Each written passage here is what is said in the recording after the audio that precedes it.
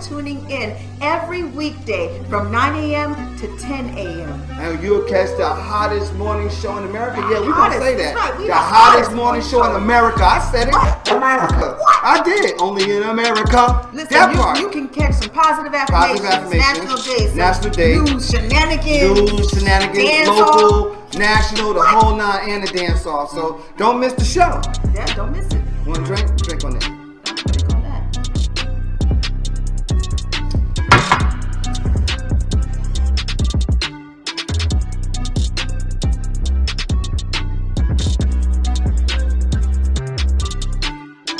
That's what it is. So that's how we feel. So you make sure that you tune in. That's how we feel. Made by Quezzy.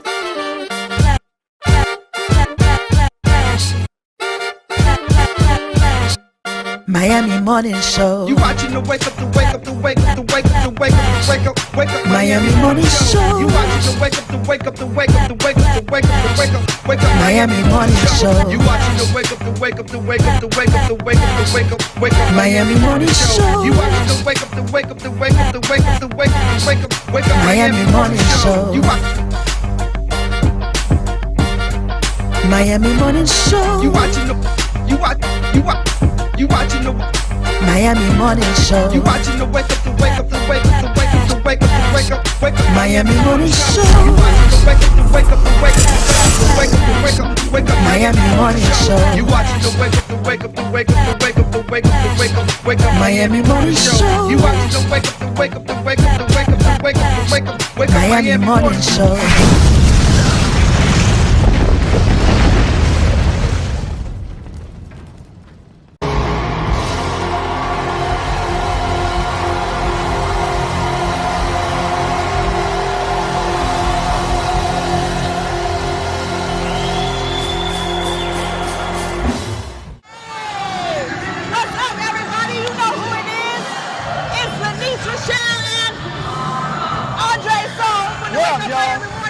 We on the scene.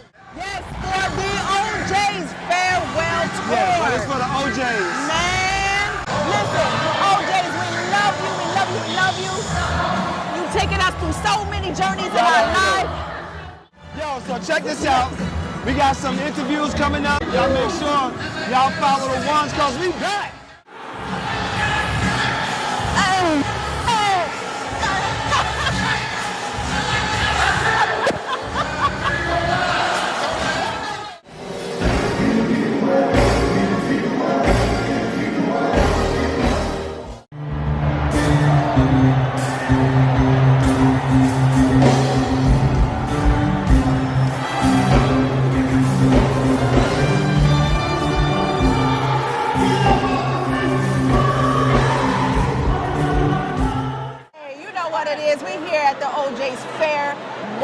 Concert here at Miramar Amphitheater. We have the pleasure of being standing with Big Lip. Tell us what you think about this concert. The concert is amazing. I'm here with my dad, my business partner, and listen, this is an amazing time. Bring me back to the old days that where, my daddy was playing all this music, and he told me it was strawberry tobacco, but it was weed, couldn't find out, but it's okay. Soul music. This is soul music right All now. day. It's always a pleasure bumping into you. How the business going on? How that's business going, man. My restaurant is doing amazing. The Crazy That's Vegan. Go check it out, man. You don't have to be vegan to check it out because it's just amazing freaking food. So come by 645 West Highlander Beach Boulevard. It's the Crazy Vegan with a K. Search us on social media, anything you have. Listen, amazing time. Wake Up Miami Morning Show gonna definitely pop Absolutely up on you. Gonna pop up, we gonna man. roll. Ain't no more Big Lip Bandit. We gonna see what It's Big Lip talking about. See what healthy food he got, and we about to get busy on this. Thank you. That's what it is. We'll be right back.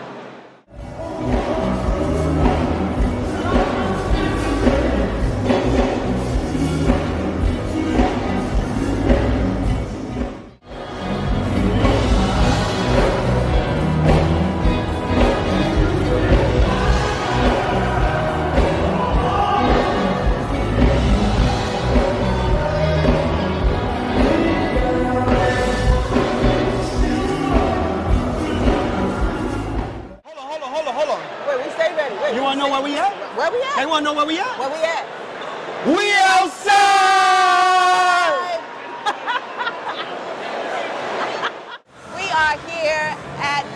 OJ's Farewell concert here, Miramar Amphitheater at Regional Park. We have the pleasure of standing here with the mayor of Miramar. Thank you so much for putting on this event. This is me. Tell us about Well, this was the vision. When I conceived to build the amphitheater, I knew that we had the demographics and the community support to come and enjoy these type of events. Our residents in Miramar and the surrounding areas, we don't always want to go to Miami Beach, downtown Miami. We want to be able just to walk to a concert or a short drive to the concert. So we're in the Miramar Regional Park. This amphitheater, we've had so many Grammy award artists here, and it's just been a great. And the Manhattans and the OJs, that's old school game. Come on now. Right, that's incredible. This is our music, and it's a pleasure to be here. And thank you so much for allowing us to interview you in this moment. Thanks so much, and come back. We have so many more shows that's coming up. We got Kirk Franklin and Tamla Mann. We got some dance hall, and we got some artists I can't even share right now. Okay, all right, we're going to get it. Keep it secret. Wake Up Miami Morning Show, y'all. Wake Up Miami Morning Show.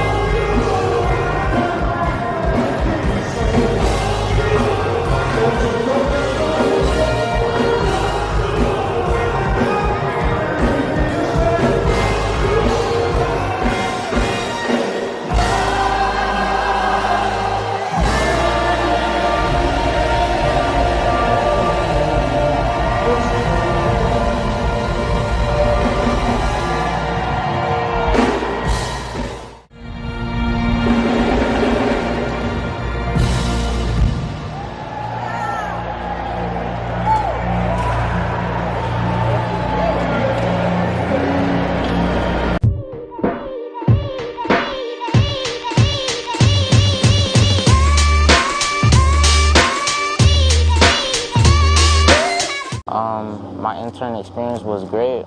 I got to help people who needed help in the community, and just in general, we did food drives and giving out hurricane supplies for the people who don't have the money or to buy supplies during that time. This was an amazing experience because she is a very good commissioner and she cares about her community very much. She's very passionate and she's a good leader. My intern experience is going well because I'm learning new things of how to help out the community. Yeah, that's it. If you see someone who needs help, you should try to help them and just don't ignore it, because that will better yourself and better the people that you're helping. Honestly, I learned to be very courteous and stay on my feet and pay very close attention to everything and everyone around me. And I learned about the different departments and stuff. And maybe one day I'll be into something like that. Maybe one day I'll be the commissioner. Period.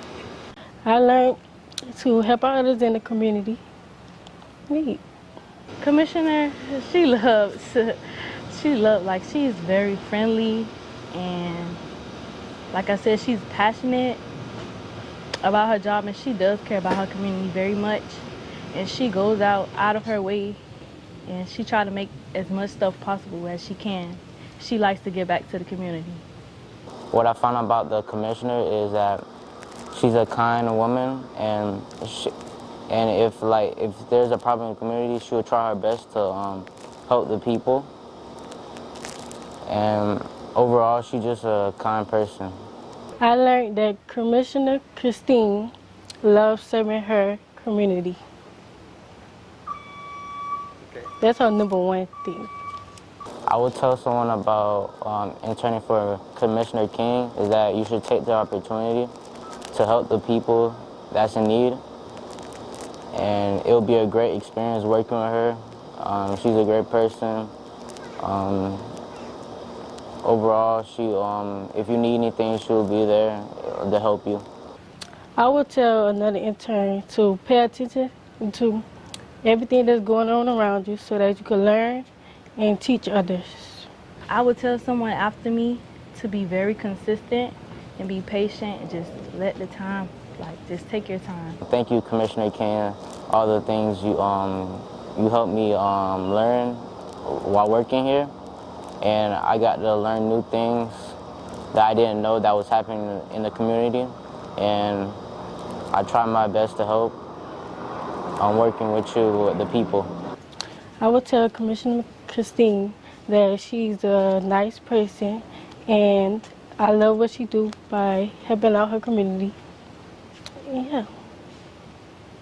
Commissioner King, I had a very good experience and I love you so much. And I thank you for this opportunity. Gang, gang.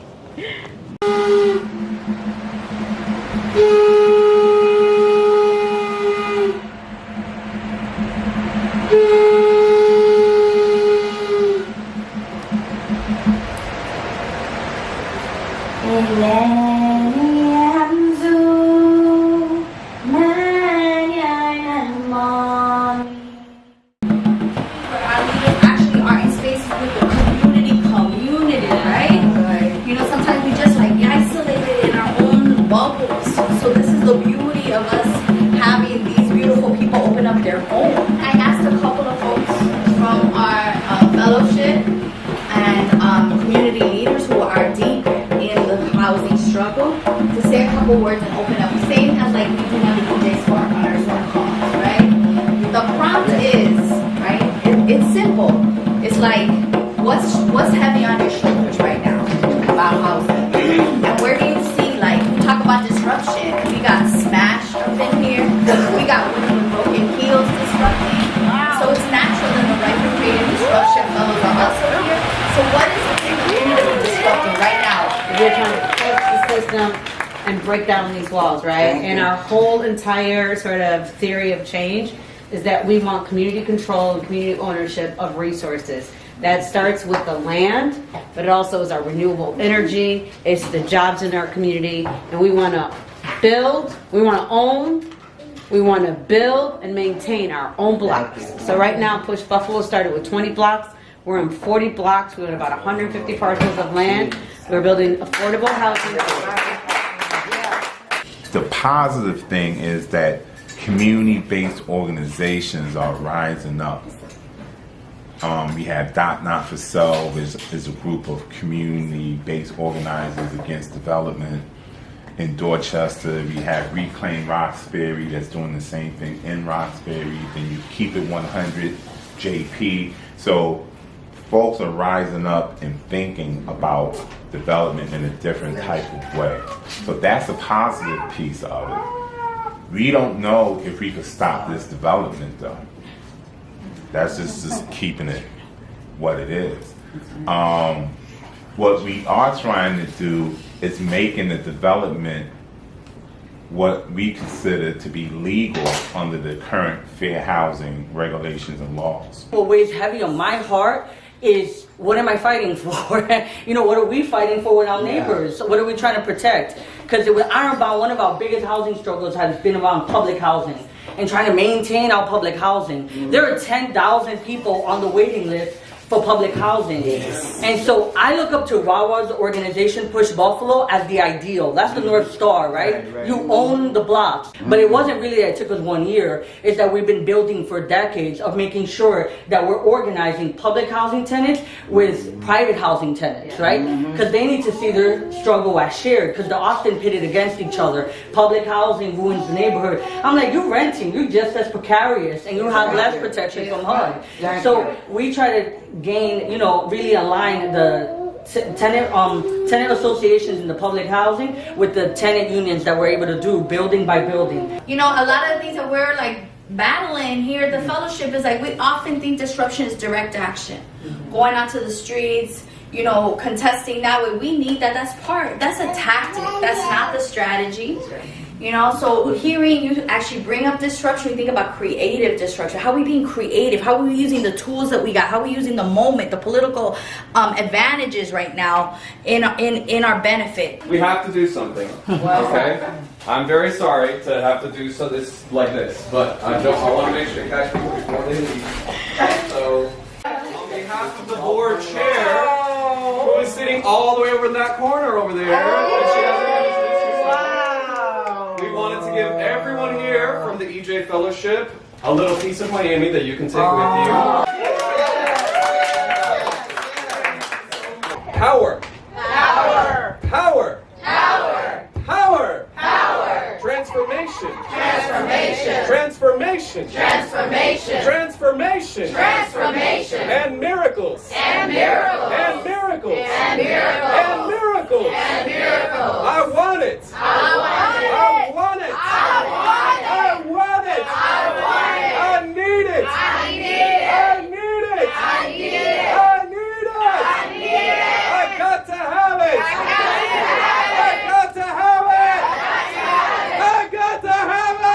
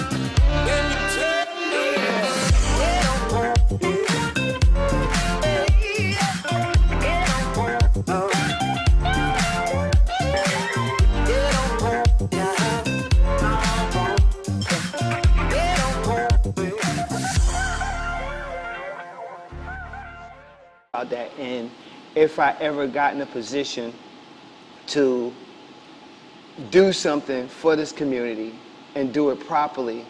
See, my goal is, like, this is my goal.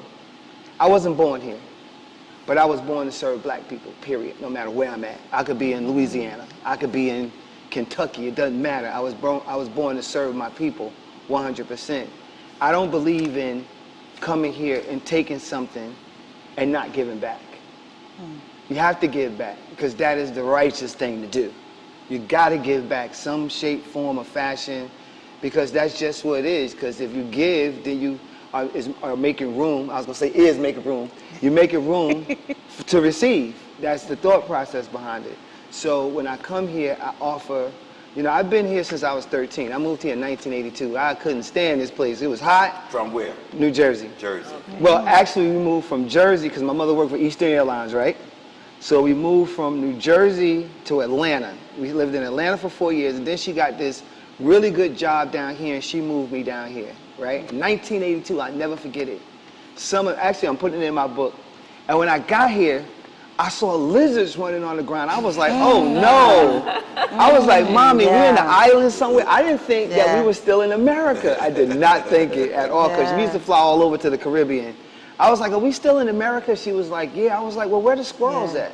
They don't have squirrels down here. And back then, it used to rain like, whew. It used to really rain back then.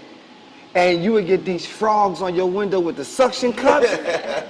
So, you know, that's amazing because even though we're very different ages, I was here the same time, like when I was 12 and 13. That was traumatic for me. And came from Colorado. So I remember, Colorado Springs came here and had the same experience. What are these things? I was like, what is this? You know, it was just, it just caught me. And, you know, eventually, you know, I became used to it. I started marching for New Orleans. I went to New Orleans Middle, went to New Orleans High School, marched for New Orleans. And I was supposed to march for FAM. I actually made the FAM drum squad. I never got to go though because life got real at that moment. Okay. So we're gonna leave that there. All right. But I do want to say it is an honor and a privilege to have you guys. Absolutely. To have you. I'm not gonna say you guys because she's gonna be like, don't say you guys. To have such, for me, a prestigious group of people, a lady and gent, come and speak about and talk about the politics of Miami, black politics in Miami. Let's talk about that. Black politics in Miami. Before we get started, please introduce yourselves and tell us who you are, the dynamic duo. The ladies, no, his mama said it is Ladies Month. It's Women's Month. It's ladies first. I'm Barbara Hardiman. My husband, Billy Hardiman. Who we are, I think we're just people who love our community and just try to give back. The comment that you made about giving, that's what we live our lives by. Just trying to give back and make the community better. Right. And we've been doing that for 40 plus years. Oh, wow. Together? Together. Together. 40 something. Okay, here we go. Where did y'all first meet? How did y'all meet? Yes. Let me go ahead. No, you go ahead and finish. You do your introduction. Yeah, do your introduction. Tell us how y'all met. I want to hear this. We probably have a different idea of how we met, but 40-year argument. I want to start with you know, my father. Bahamian is L.G. Hardiman from Cordia, Georgia. Okay. His wife is Ethel Hardiman, Cordia, Georgia. Country people. Right. Okay. They had 15 children. And wow. I know it's a lot of y'all. I know it is. I met back quite in the day, was a I'm lot number of children. 5, so I had 10 under me. Right. Of the first one to be born in Miami, the other 4 were born in Georgia. Okay. So that's how I began my beginning. Humble beginnings. Right. And where were you, in Liberty City? Or where'd you when my parents first moved here, they settled in the Grove. Okay. They settled in the Grove, stayed in the Grove a few years, and moved to Liberty City. I remember moving to Liberty City. I went to elementary school in Liberty City from the first grade until I graduated from high school.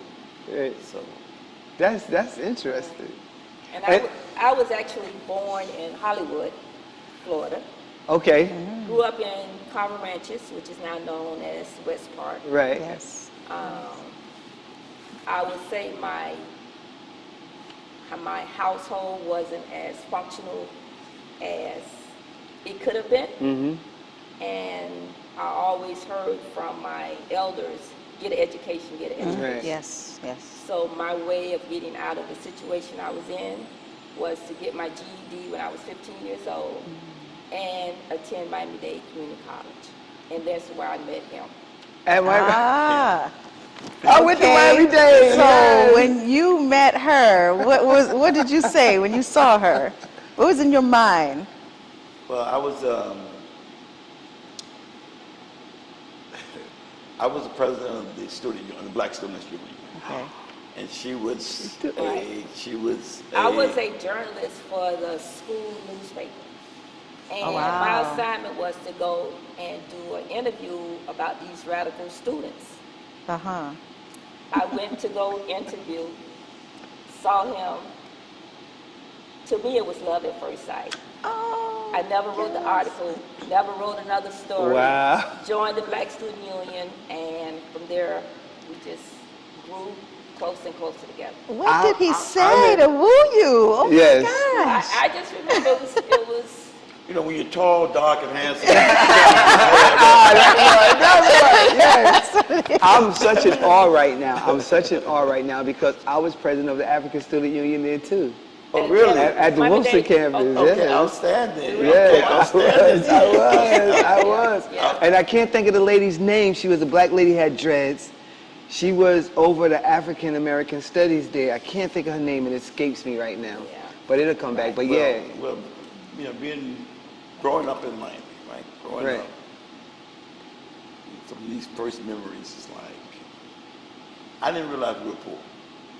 Right. Huge family. I didn't realize we were poor. Yeah. Right. So I went to work at a corner store. I'm about the third grade. Worked all year. All summer, had my mom's save my money, hold my money. Come that time for school to start, I went to my mom, hey, my money. She don't spend my money. I'm over in the corner, I'm mad. My brother walked up to me and said, what's wrong with you, man? I said, she spent my money. He said, you realize she bought food and had to pay rent. Yeah. You know, we poor. Right. What? For real, I'm like I didn't. And when he told me that, I felt deeply loved my mom. Yes. And since then, all my siblings call me the flower child because I would take her flowers. Right. You know, so that kind of shaped who I was, kind of young. Yeah. Finished high school, went to the Army, stationed in Atlanta. Right. Wow, look at that. Right. For 3 years. Why in Atlanta? He was that tall? Tall, dark, and handsome. Why in Atlanta? In Atlanta. I used to fly back to Miami 3 weekends a month through a military hop. Right. To Opelika Airport. Right. That's called a military hop. So I raised up here, left here a regular Miami guy, just a Miami guy. I don't know how to say that. This been a fast city. During that time, it was the cocaine, cowboys era. Yeah. So I came back home once on one of those trips and tried to rob the dope man. You did? Yes. Okay. Me and my buddy, we tried to. Long story short, he got shot in the leg. Went down, police caught us. Went downtown. The guy who I was with just so happened his uncle was a city of Miami detective. Wow. And that's why I didn't go to prison. And I was allowed to go back to the Army. Wow. But it changed me. Ooh, you got saved. It made me realize that, you know, there's some good people. I consider myself a good person. Right. There's some good people in prison. Right. So you got to get your head right. Right. So I ran into a guy by the name of Jose Williams. Jose Williams was a field lieutenant for Dr. King in Atlanta. went to his church, and that's where I became politicized through. Politicized? Yes. Okay, I like that. Through Jose Williams. That's okay. Reverend Jose Outstanding. Williams in Atlanta. And when I got out of the Army, took that mindset, came to Miami-Dade, Black Student Union, and really learned my history, African history. And being from Miami, you didn't know who you are. Right, We're from Miami. I know where you're from. I learned my history. I learned who we are. That's why I love our people. Consider ourselves Pan-Africanists. Whether you Pan-Africanist, total liberation and unification of all Africans. Y'all better go ahead. I never knew this. I never knew this. Yes, that's I love it. You know, that's my. That's our foundation. In fact, I was excellent. We run into some infighting with some of the other local activists here. I'm like, couldn't figure out what it was. And then one of my dear friends said, you know, Billy, you don't understand that there's a Bahamian Georgia boy fight. Right. What are you talking about? Right. I get it. He said, look at the commission. You got Dennis Moss, Bahamian, Betty Ferguson, Bahamian. Wow. I think of this, was it Roll? No, what the third one is that? No. And he brought up, Till? Not Till. Was Till Bahamian too? Burke was Georgia. His wife was Bahamian. Right. Till was not. That's why he got to Miami probably. I get it. So when he said that, you know, I'm like, because I look at black people as Africans. Yeah. Right. Look at that's, you know, you Jamaican by accident. Right, Cuban by accident. Right. You know, you're my cousin. I don't care how we look at it. Yeah. So that's how we got politicized, Black Student Union, and while we there, our faculty advisor was Carrie Meek. Carrie Meek was our faculty. Who else? She was your what? Faculty advisor. She worked at Miami-Dade. She worked at Miami-Dade. Whoa. This is so dope. I'm learning a lot today. Yes. And also her buddy was Miller Dawkins, Commissioner Dawkins. And one of the first campaigns we ever worked on was in '79.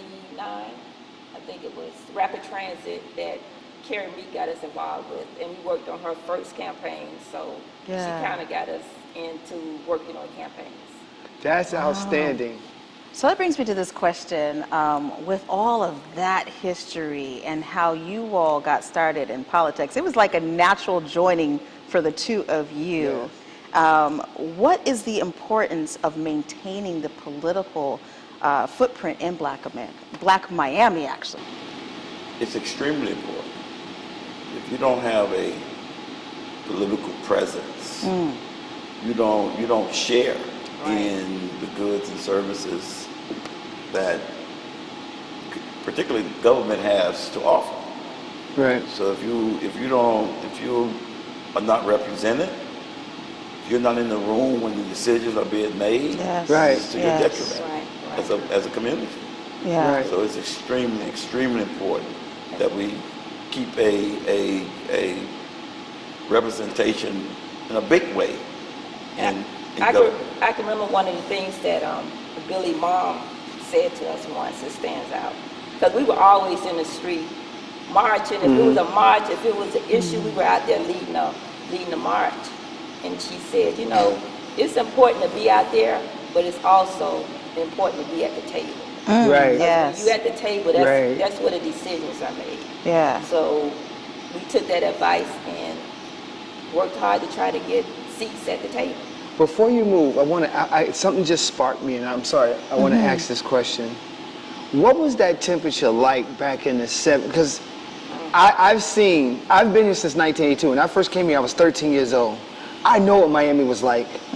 I know that black people wasn't getting a fair share of nothing. And you guys, you two came along.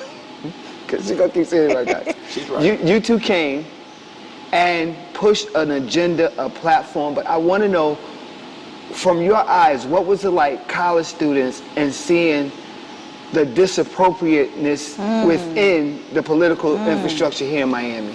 Yeah. A lot of it expressed itself through police violence. Right. Wow. To see the level of police violence in the 70s, early 80s, that's the McDuffie Rebellion. It's one of the things that gave us something to work on, that we've been trained through our college, right. Through the Black Student Union, through our training to deal with. So that's why we became community activist types and spoke out against police violence. Right. To see. If you look at some old footage, you'll see Billy there, either at the table in the background. He had an afro. He had an afro there. Not quite an afro, but I mean, we would push when they called us, you know, y'all rioters. No, we rebelling because of this. Right. And we were able to put issues on the table that would normally not get on the table. That's outstanding. That's outstanding. Oh yes.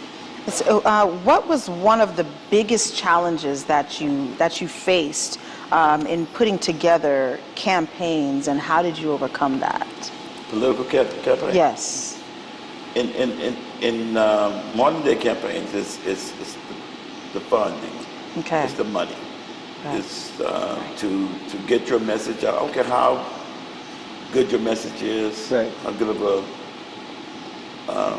candidate you are. If you don't have the funds to get your message out, I mean, the Miami Times is not free. Right. Hot 105 damn sure ain't free. Right. You know. Right. Cox Radio, right?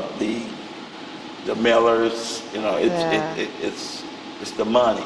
Mm-hmm. And when you understand that, and you look at Miami, it's a group of about 100 people that fund all the campaigns. Right. All of them. That means that they're selecting the leaders. Wow. Yeah. That provide like the funds right. for the campaign. One of the things we do, we take, I'll call underfunded candidates and help them get their message out. Help them get their message out. Invest our time, knowing that they can't pay us. Yeah. Can't afford to pay us, but we believe in them. Right. And if we believe in them, so it's not just the money. We need the money to be able to do it, but we don't go in for the money because both of them cannot pay us. You're talking about a demographic that don't vote because they've been so disenfranchised and they've been so shut down that they don't believe in voting. Right. It's not an accident that we don't vote. I mean, just like it's not an accident that we don't read as much as we should read. We've been taught that. I mean, it was a point that you got killed if you went to go vote. Just like at a point if you went to read a book or something, you got killed. Wow. So I think it's like in our minds. And I mean, it's good reasoning behind it if you ask that average person, but you know, voting is important. It's imperative. It is such a thankless job, like being an elected official. Right. It's a thankless job. A lot of people hate. A lot of people hate politics, but they want their son or daughter to be president. You know what I mean? So it's a disconnect there. Yeah. And then people, they're quick to say, I'm not into politics. But your every, you know. Everything you do is political to some degree, right? Well, we, in terms of our campaigns, again, what we try to bring to the table is being genuine and make sure we are vetted to the best of our ability. The people we are endorsing. Right. Yeah. And because I have to take these candidates to my mom. Right. Vote for this person. Right. Now, if they get in there and don't do what's right, I got to go back to my mom and say, hey, I'm sorry. Right. Because she's watching. Mama's the same way. the person wasn't what I thought they were. Right. Yeah. Okay, so we're going a different way this time. Have you ever backed or endorsed or supported someone that you found out you didn't like? Oh yeah. We don't have to say no names. We don't want to say no When you names. find out, you know, I mean, to be an elected official, you have so many people telling you again how tall, dark, and handsome you are. I don't know what you look like. Right. How, that it kind of, you know, their head could blow up. Could blow up. Right, and to me, it's important, not necessarily how I'm treated, it's how you treat other people. And to me, everybody, you can never have anything that's going to make you better than anybody else. I don't care about what your car you drive, what house you live in. So you give people the same amount of respect. And you find out, like Billy said, head gets big and they forget about